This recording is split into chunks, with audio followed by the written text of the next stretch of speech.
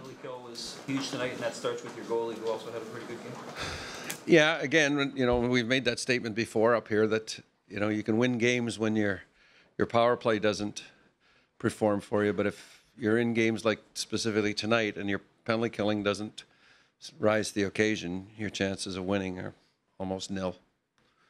And our PK guys did a heck of a job for us, and our goalie was outstanding. Simple as that. Let's flip around to your wingers there, Winnick and Luke. I just thought that with CAD we were going to go head-to-head with Sedin.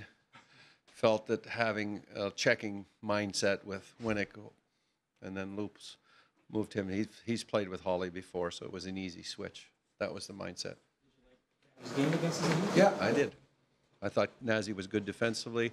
I thought he was on top of the Sedins. He didn't play high risk, high reward. When they had their chances, they were in the offensive zone. They played well through the neutral ice. I thought they did a good job. 8 straight starts for Bernier now. Are you looking for him to get into a rhythm? I think he is. I think he's had some early season woes. I think he would be the first one to say that he wasn't as sharp as he needed to be, and we just felt that we were going to give him the ball here to run with the spread of games, days in between, and that he's been the guy that has led our hockey club. So we just felt that it was a proper setup for him to go run with it here. Pontiac's physicality, a good base to go with that offensive talent. He obviously has shown. Yeah, again, those guys. I think that if you look at the so-called bottom end of our lineup, they were difference makers tonight. Simple as that. You got to give those guys credit. With Pontiac, he's got offensive skills. It just seemed that that it amazed me is that he was on the bench and his line was out there and he had to be called off because he was, I don't know what he was daydreaming or what he was doing, and he was up, and I called Smith's line and it was 10 seconds or 5 seconds and he was late, and then he goes out and scores a goal. So I think that's why he was a little excited, because he was a little embarrassed by what happened, but those things happen sometime in the game.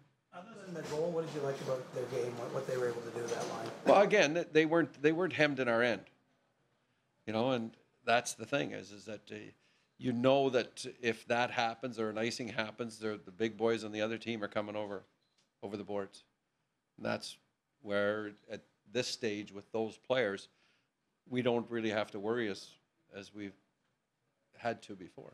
Simple as that. 3-1 on the homestand. How big was it to come back after the Jersey game tonight? Well, it was big. I think Bernie made some big stops, two particularly in the early going in the first period that really, saved our butts. And then we scored, and then we scored another one, and it was like we found our way to get our offense going, but I think Bernie was the catalyst for sure. Randy, Holzer took a penalty going after Burroughs after he snow showered. Bernie, is that as good a penalty as you can take, I guess, if you're sticking up? Well, to me, I don't often criticize officials, but in that situation, I thought it would have warranted 2 each. Where a guy sprays your goalie, and that's unsportsmanlike conduct, and Holzer didn't go there and push him for no reason.